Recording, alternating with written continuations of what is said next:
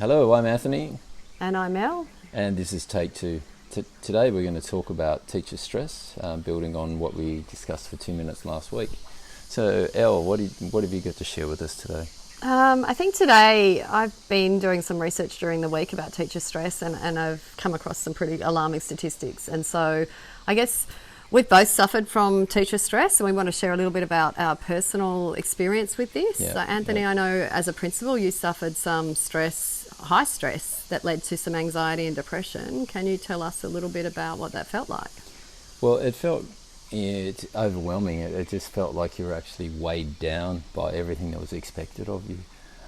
It felt like that every moment something could go wrong. It was just high alert in everything. So that led to not sleeping at night because you're constantly ruminating about things that happened during the day and things that you needed to do the next day. So it was a constant fight or flight mode. Your body was on constant alert. And it ultimately led to me thinking that I was having a heart attack, and I actually had to ring an ambulance for it. So, so just a really, really weighed down experience, and that constant fight or flight or what's happening next mode sort of thing.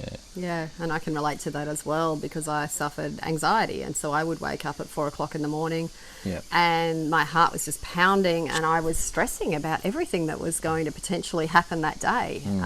So projecting all of that fear and anxiety, and it just led to not sleeping very well, and turning up for work already exhausted because I'd been so stressed. And I think I was reading on a Facebook page this morning, a Facebook group with teachers, and they were all talking about the prescription drugs that they take to sleep at night. And that was a really frightening thing for me to read, realising how widespread this issue is.